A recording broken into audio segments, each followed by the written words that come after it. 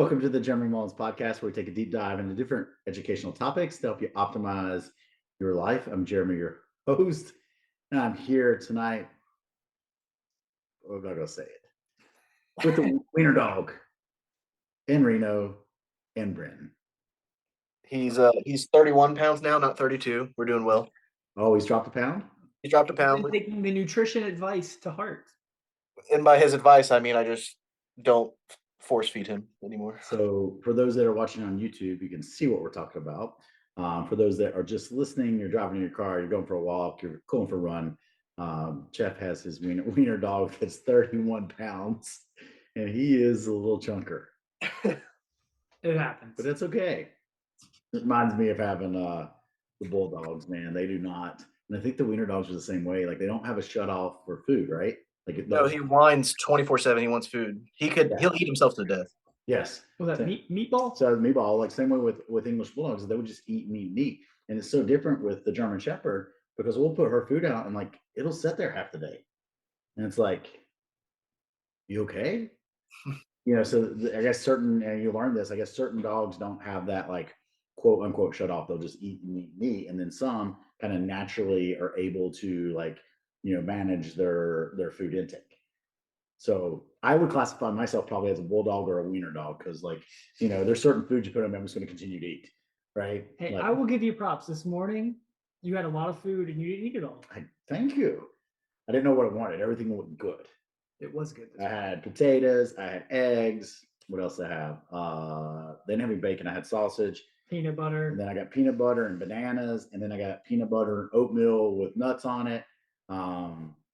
And I did good. I had the eggs, a little bit of the potatoes, saved the banana and the peanut butter for more of like a pre-lunch today, which helped me not overeat at lunch. Yep. Yeah. So, hey, it was a good day when it comes to nutrition. Having a pre-lunch, how does that help you not overeat for lunch? Well, because it's brunch. It's like an appetizer, Wouldn't it technically, equal out? It was peanut butter. I mean, it's what some people call a snack. We just call it a second meal or a pre-meal.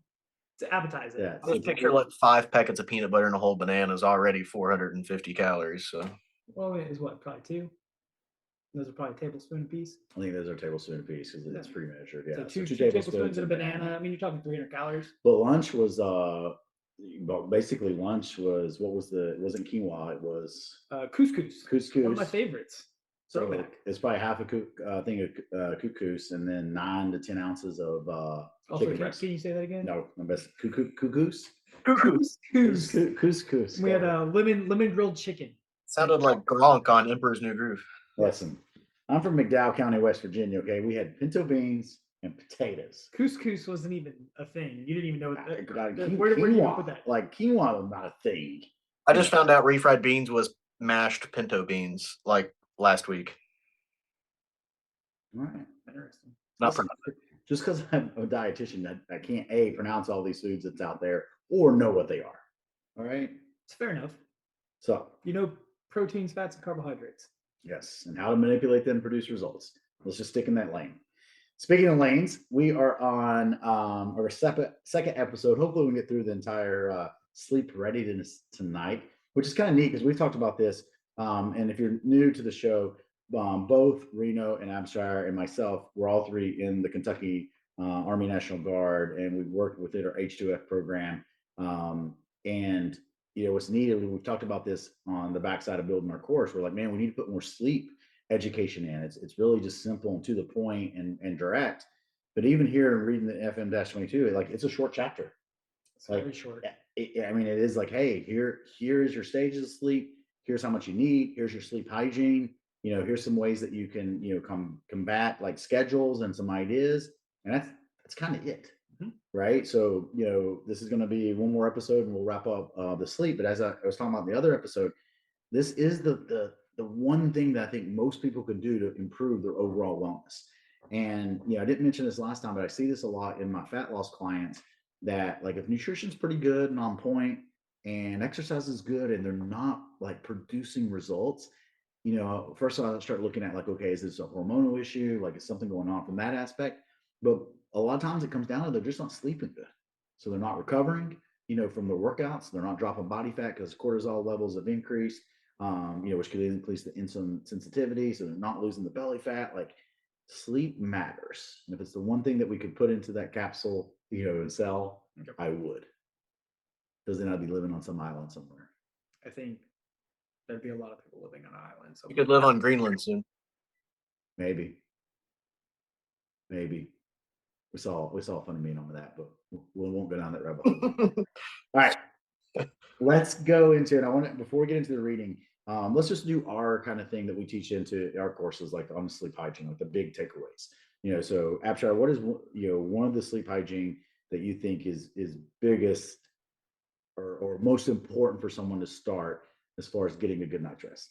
I think there's three. I'll call it the trifactor or the triangle of sleep is what I typically will teach, and I think that you're going to agree with this. Is you got to get away from electronics. That's almost a must, and I think our recommendation, and typically a lot of people are now recommending nowadays 30 to 45 minutes, maybe an hour at most. Yeah. 30 minutes at minimum. You got to get off of electronics, TV, cell phones, tablets, laptops, those kind of things. 30 minutes is our minimum threshold. 45 is our recommended. 60 is ideal, right? So getting away from that. Number two is you're going to want to decrease the temperature in your body, and there's a handful of ways to do that. Typically, is our easiest one's going to be drop the thermostat if you're able to, right? Now we're talking finances, those kind of things, depending on the time of the year. We're at a hotel room. Cold. It's very cold. We've got it at 67. If they're watching, they can tell us you're in your vest. Yeah, we've got it at 67, but when it's time to go to bed, it's nice. You're already ready to go. And then third's going to be make it as dark as possible in the room. And I think that's the easiest one. Yeah. The easiest one that anyone can do. Biggest takeaway is make the room as dark as possible and get rid of every light possible that you can in the room. And that's going to be a starting point. Temperature is going to be number two, because that's fairly easy. And then 3 is going to be actually making a habit and try and get away from the electronics. Yeah, cool dark room and electronics. I think that's a great place to start. What we'll do here, it's a little later. Reno, your Eastern time, so it's going to be 9 o'clock there, right? Yeah, so you're 9 o'clock, you're going to be 8 o'clock. So after this session, what we'll probably do is dim the lights. I just took my magnesium and my creatine before this episode, right? So I've already got that in there. So we'll dim the lights, and then hopefully be asleep by 9 o'clock, right? So, half hour of being off electronics, just a half hour, everything being dim, boom, everything goes dark. It's already, as you mentioned, 67 degrees, you're nice, cool, get an optimal night rest, right? And, with the electronics, I would say this, like the 30, 45 minutes, that is the minimum. I would like to see that be, an hour or so, that we're off the electronics, at night, right? And having that cool, dark room. Now, there's going to be some other stuff like we talked about in another episode. Make sure that you're trying to go to bed within the same 60 to 90 minutes. Your routine's the same. Both going to bed and getting up. Those could all help. And we'll talk about some other things in here, like cutting out caffeine earlier in the day and stuff that you can help from that. So, Reno, do you want to add any to that, or you want to roll on to the reading? No, those are all good. Awesome. So let's get into promoting healthy sleep from the FM-22 Sleep Readiness chapter. Good sleep is essential for optimal performance and readiness. Factors to consider when optimizing sleep duration and the continuous sleep include the sleep environment, a pre-sleep routine, the sleep schedule that conforms as closely as possible to the brain's natural circadian rhythm, right? So we're going to touch on that. Sleep environment, cool and dark, right? Pre-sleep routine can definitely be a lot of different things. Yes. I think for, myself, like it starts with me taking magnesium and creatine, which now I fix his and hers. I've learned that I had to fix his and hers. So I fix our creatine and magnesium. Then I kind of start going through the routine of, checking the doors, make sure they're locked, yep. Right? Making sure that the baby's, lunchbox is set out. So like all that other stuff that goes into, hey, this needs to be accomplished before bedtime. Yep. So it kind of starts what is my routine. Dim all the lights in the house. Sometimes I've already showered before this. Sometimes I have to shower afterwards. But that's kind of like my routine at night. I have that handful or 4 or 5 things, but it all starts with me making the magnesium and the creatine. That kind of triggers my sleep routine. And I think that's funny that you mentioned doing all these extra things because I do the same thing. I check every door that we Yeah. have, make sure that it's all locked, the alarm's on. And it's even funny. I brush my teeth after I've completed that, checking on the kids and doing those kind of things, make sure everything's ready for tomorrow. I don't turn on any lights. My wife actually tries to turn on the lights. She's like, "Why are you brushing your teeth in the dark?" I'm over here like looking in the window, trying to get the toothpaste on my toothbrush to make sure it's accurate. She's like, "What are you doing?" And I'm like, "I'm trying not to turn the lights on because I don't want any No, light." I don't go that far. We have the lights like underneath the cabinets. Nope, all lights are Okay, gone. I They're got it. all I like gone. it. They are all gone. That's That way, the no reason. lights at all. It's the reason you have the best sleep out of all three of us. This So is true. Again, I don't know if you noticed in the last episode, we take sleep very seriously at my household. sleep environment, sleep duration, and continuous sleep are optimized in environments that are quiet, dark, and maintain a comfortable ambient temperature. They use a fancy term, ambient. Really, what works for you, but can you drop the temperature by one? Correct. Can you drop your body temperature? Some individuals believe that they sleep better with music or television on, and they can sleep anywhere. The ambient noise does not bother them. Research clearly shows this is not the case. Soldiers do not get a good night's sleep on a cot in a tactical operations center. Generally, when you think that you're getting good sleep there, like it's because you're just so tired. They're so Yes, you're so tired you go to tired that sleep. it doesn't matter. Yes.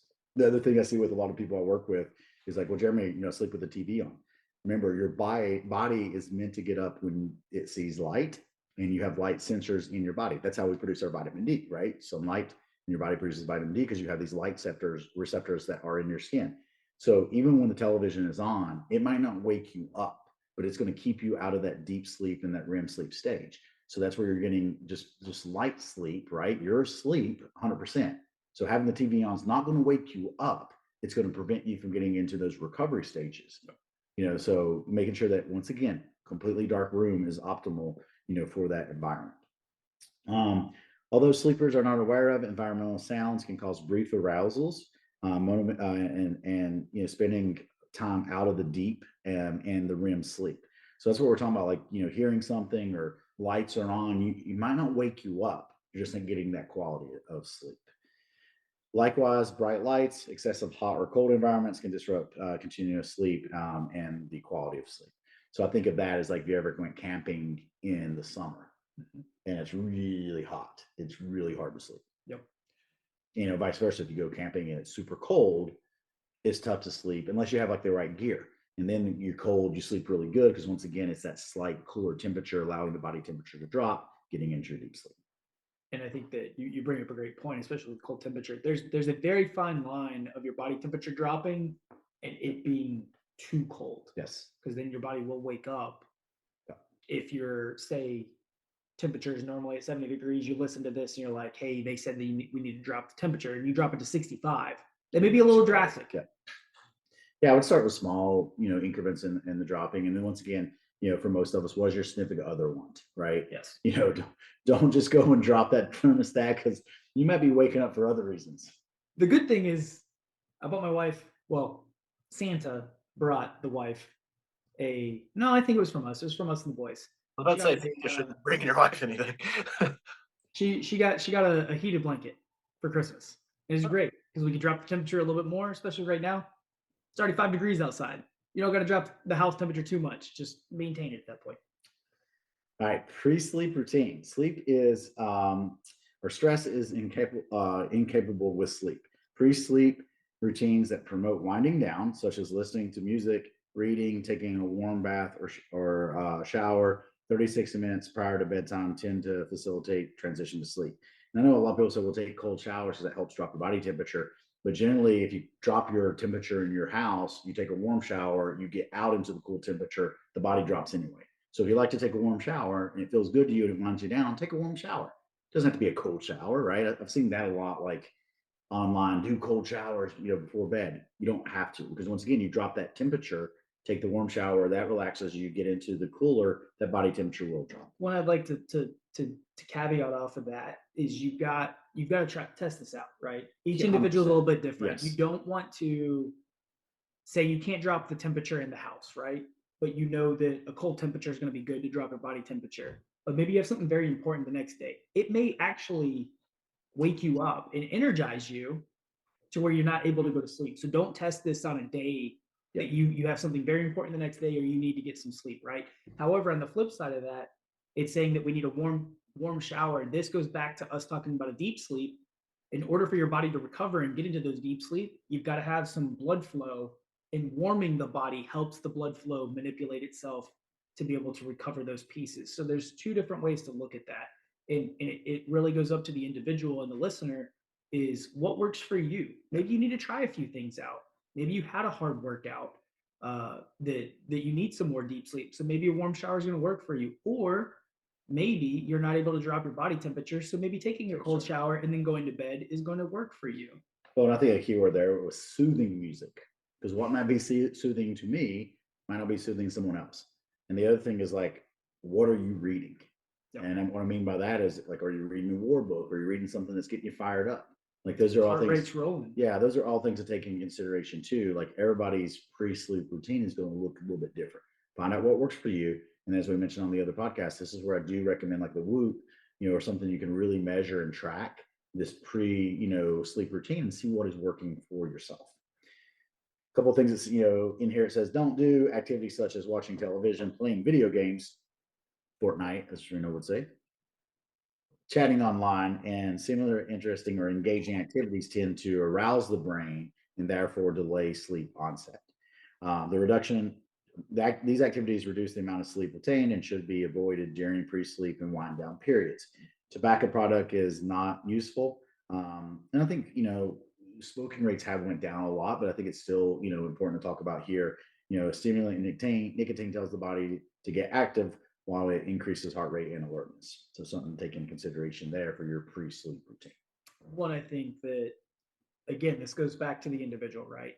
Has there been a habitual smoker for 20, 30, 40, 50 plus years at this point? And maybe they smoke before they go to bed and they're able to get a good night's sleep.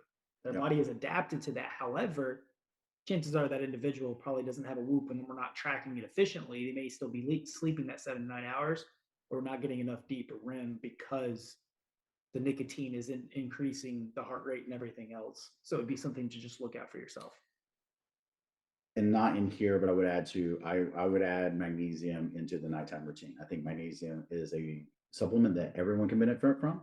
And magnesium that I do recommend is a mixture of magnesium. So there are multiple different magnesiums. They all kind of have different benefits. But one type of the magnesium, for example, is believed to cross the blood-brain barrier, therefore getting to the brain, and have health benefits when it comes to brain health.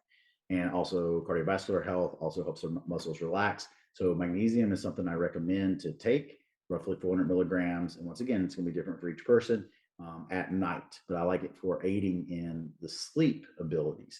And first one has a magnesium that does have different mixtures in there. So that's one thing I would tell people, to look at what, supplement you are using and make sure there is a mixture to get the whole benefits of magnesium when it comes to brain, heart, and sleep.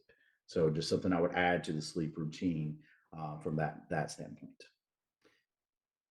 All right, going into, so that's kind of like, if we talk about sleep hygiene, those are the things we want you to change. And notice, like, other than purchasing a supplement there, all that's behavioral change. None of that is going to cost you a thing, right? Now, can you do some stuff like weighted blankets, maybe a fancy bed that cools itself? Like, yes, you could go try those different things, but don't lead with that. Don't lead with the $2,000 mattress that cools itself, to cool you down during the night.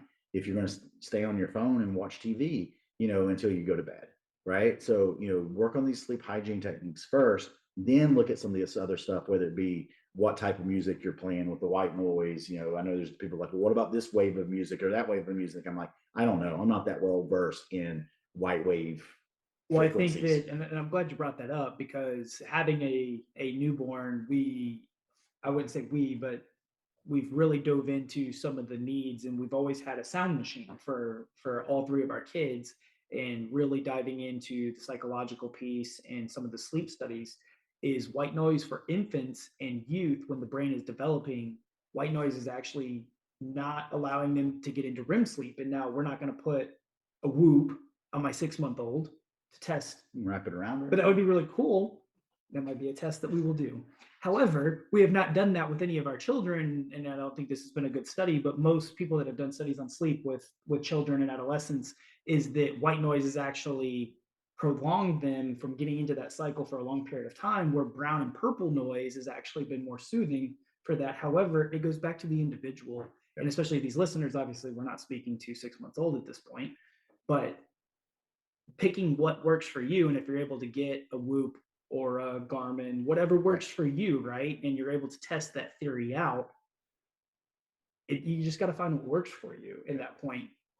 Whatever mine was on last night seemed to work because it was almost 3 hours of good sleep. Yes. I mean, so, that's where, I mean, with Whoop, I mean, we already talked about it. It was like rainstorm or something. I don't know. I wish you had. You had something on. I joked. Put on rainstorm last night. So. But I think that just finding what works for you and just some kind of constant noise is going to help. However, on the flip side of that, back in the day growing up, my entire family, we kept the TV on. So what did I do when I was a kid is I kept the TV on. Once I was little, it was a habit, and I slept. Yeah. However, if we were able to go back 20 plus years and track what my sleep looked like, yeah, I may still slept 8 to 10 hours, but was I getting an optimal 100%. Amount? Probably not. And then when I met my wife, she was like, "We don't do that." And I was like, "What do you mean we don't do that?" So now we don't sleep with the TV on anymore. And it's great. And now I'm in this wellness realm, and it all works out perfectly. We're able to coach, hey, don't keep the TV on at night. Reno, I feel like a lot of things in Abshar's life happened like that. Claire said, "We don't do that." And he's like, "Okay." It's funny because Shelby's the same way. She's like sleep mask, dark room. She'll like lock the bedroom door. It's like we're in the house behind all these locked doors, but you're gonna lock your own door. And then, I mean, so I get it. It's I'm gonna go ahead and throw it out there that my life is a lot better because of my wife, and my health is probably a lot better as well. I will live longer because of me. Sometimes, I mean, I'm terrible about it, but the more she forces me to do things, I will definitely live longer because of these habit changes. Because I play the music, I stay up late playing the games. You know, I'll fall asleep to the TV and wake up and confused. And I think a lot of that, guys, is you get to look at the age that you met your wife, right? And so I think a lot of that is like if we broke it down into age groups. What are people doing at certain ages, right? They're staying up playing video games. They're staying up late, in your teens and your 20s. So I think a lot of that is just the timing factor, but a lot of it is, like you said, just knowledge, because you may grew up in a culture that kept the TV on, and that was natural, from that standpoint. So all that, look at your environment, look at your sleep, pre-sleep routine, look at your sleep hygiene to increase sleep. Okay. A couple of things that we're going to go through now is talking about if you do have to work shift work, what can you do? Some other things on when to cut caffeine down, when to cut alcohol out, those types of things that we've learned, over the course of time. So with shift work, the human brain is biologically hardwired, once again, to be alert during the daylight hours and asleep during the nighttime hours. Some people really struggle with sleep, with shift changes, right? I mean, there's some people that really struggle with it. Because of this, poor quality sleep from night shift is going to happen. And if you are on night shift, I would say definitely try to, think about these sleep hygiene that we talked about. Get the completely darked out curtains. I guess we haven't really mentioned how to do that, but blackout curtains is what you're going to want. And you want typically a darker color of those blackout curtains. And I know feng shui is a big thing. However, getting a light blackout curtain is not blackout. Yeah. We've done that. We've tried it. You're going to need a dark colored curtain that is also blackout, which has almost multiple layers. That's going to ensure that sunlight does not come through. 100%. There. And then I'm talking about put duct tape over any lights that might be on, like a smoke alarm, carbon monoxide alarm. Turn your alarm clock upside down. Like, do all those things where it's truly like if you walk into your bedroom and you just turn the lights off and you put your hand in front of your face, you can't see it. Yep. Now, and I think that's a really great point. And I know we talked about babies and those kind of things and monitors. And so we have a monitor in our bedroom.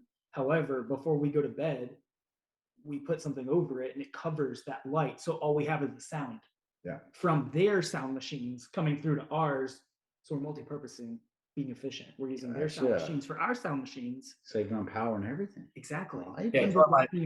I put a sound machine in my neighbor's house with their newborn to hear their. It reminds me of like we forgot to turn the volume on one night, and it reminds me of the little the social media where it's like, I called for help. Where were you? Not a F you. Nope. not anything. Felt bad. It was like, maybe she slept through the night. No, we forgot to turn it on. It happens. Yeah, a couple of things I do want to mention here, and this is unfortunate. It gets into some stuff, but individuals associated with frequent shift work, have higher risk of weight gain, increased risk of diabetes, fatty liver disease, and cardiovascular disease. So it is in the stats, and it's shown like if you have to go on shift work and you're not getting good sleep, that you're at increased risk for that stuff. And I would argue you're at increased risk for all the things I just mentioned: the diabetes, the fatty liver, cardiovascular disease. All three of those are related to insulin resistance. So when you're not getting enough sleep, you're going to have an increase in your cortisol levels, and it's going to cause you to be insulin resistant, just like a diabetic would. Okay. Now there's some things that we can do, for that, like put carbohydrate later in the day to help, with that if you're missing out on sleep. But I guess that's some education for a different episode, or if you're working with me, we can have those conversations. But sleep is going to impede fat loss and going to cause some negative issues when you're not getting enough of it. Okay. A couple other things that think about just with sleep. We talked about it earlier with alcohol. Try to have alcohol earlier in the day. Now, once again, guys, do not tag me on social media and say, well, Jeremy said to day drink that was better and it would not impede my sleep.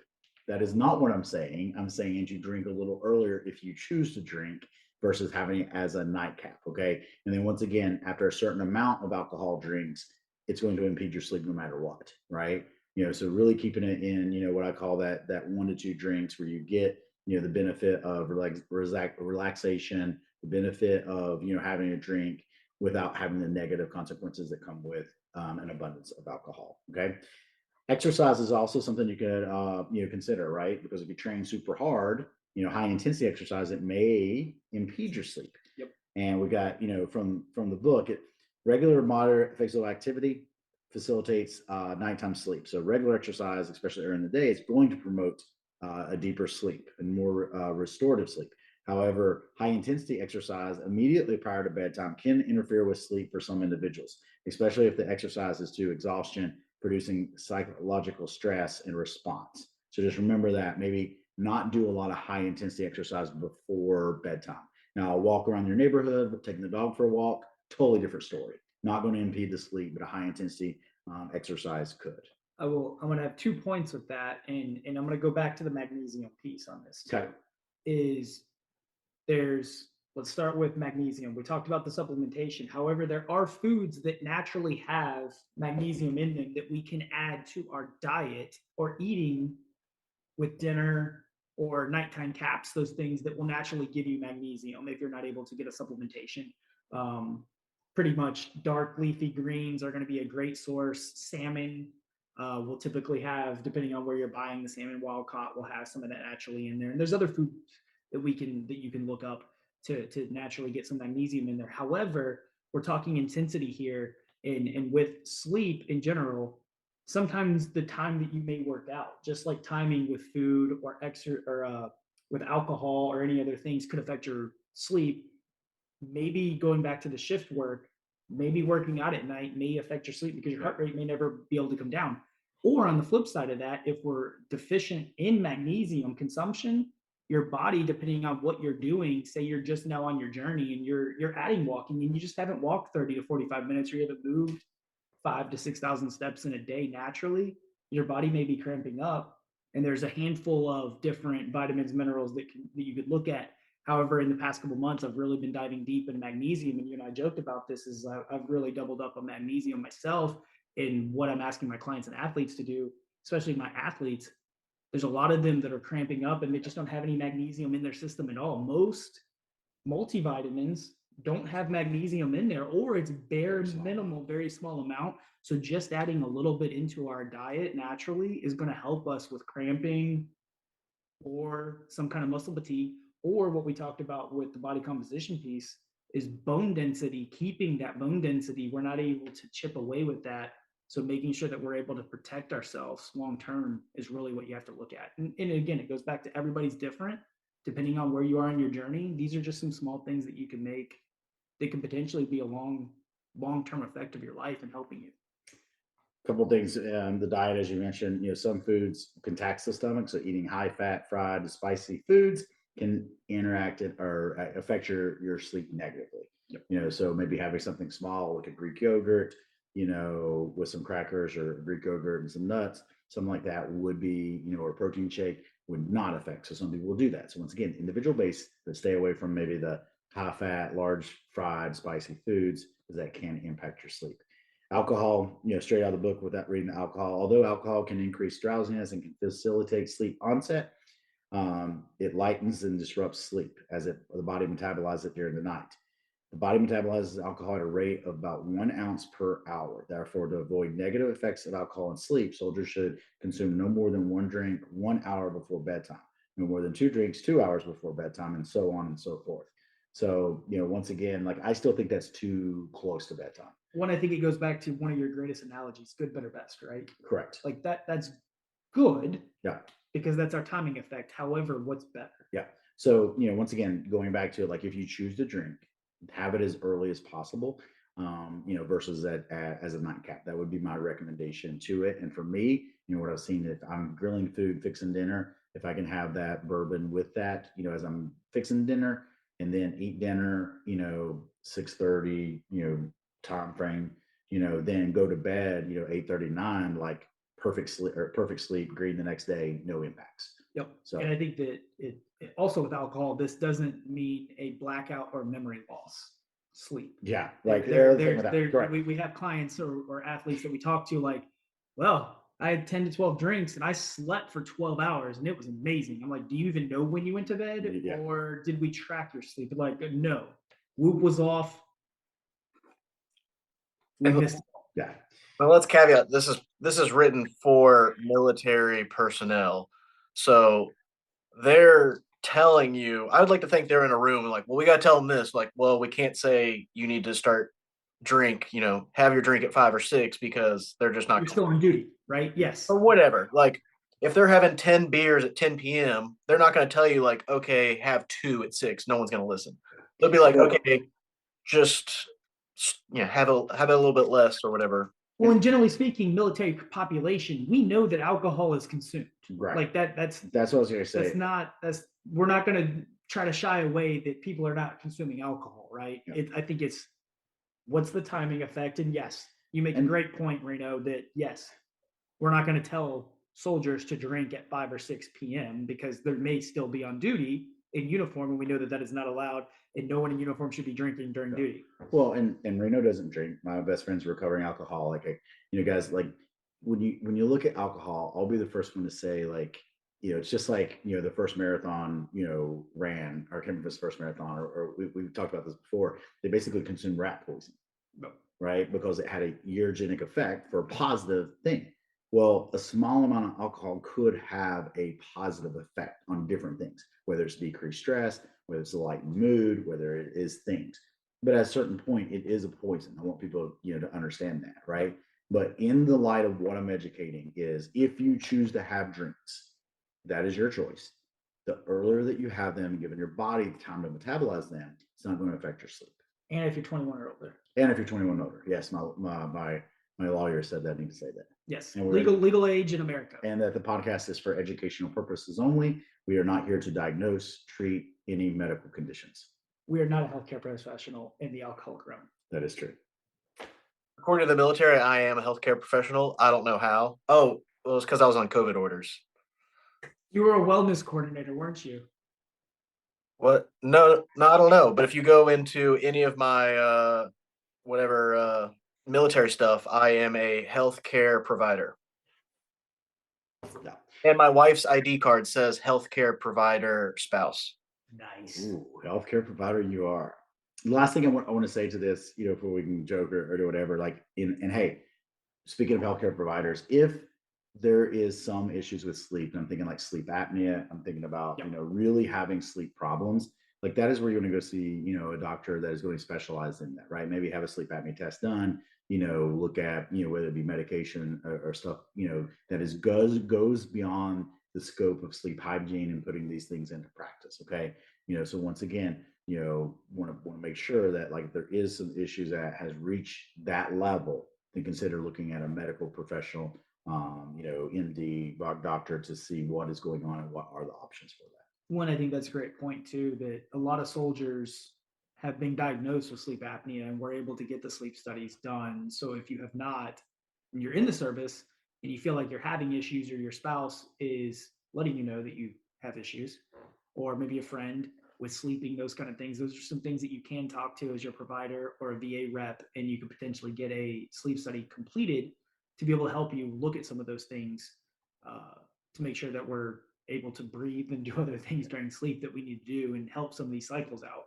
I know it's not an insurance podcast, but if if your spouse will say to your doctor that it sounds like my spouse is choking while he's sleeping or like stops breathing at certain points during snoring, that's an immediate approval on TRICARE's forms for a either in-home sleep study or in a facility sleep study.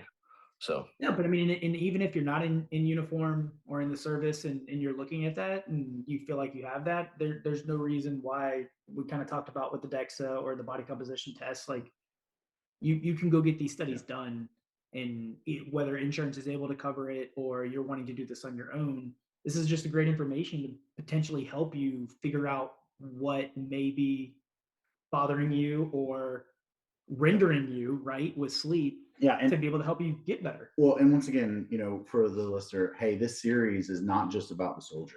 We're just taking the 5 domains, that is in our doctrine in FM-22. We're reading it and talking about it, right? It's just a great way to educate it. So yes, we're saying soldiers and Spartan. You guys are bringing in that, that aspect of it. But bottom line, for health, for anyone that is having, possible sleep apnea or anything, like, have it checked out, right? And once again, sleep is the lowest hanging fruit that you have the ability to control. But I also know that you're going to go through phases in life and seasons in life that you're not going to be able to get the optimal sleep, right? Maybe that's because you're, working 2 jobs. Maybe it's because you're going back to school, working a job. Maybe it's because of a newborn child. Maybe it's because of deadlines, travel. There are going to be times that you can't get it. That is totally fine. But what I don't want and what I see often, especially in our younger population right now, or even in the older population, you're on your phone. You are staying up looking at, Instagram, Facebook, TikTok, whatever these, yes, I know it's my joke, right? Yes. TikTok, whatever these new things are, reading the news, getting in the rabbit holes on, political things and getting upset and all that stuff. Like, that you have a choice of. Okay. And as I always like to say, if you have an obstacle that continues to arise and you don't make a better choice from that obstacle, it's no longer an obstacle. It is a choice. Yep. You are choosing to be on your phone. You are choosing to go down that rabbit hole versus, to invest in your health and your wellness. One, I think that, and even if you're not choosing, say you are in school or it is a job requirement, or you're doing something online that you have to do these things, and maybe the time constraint is there.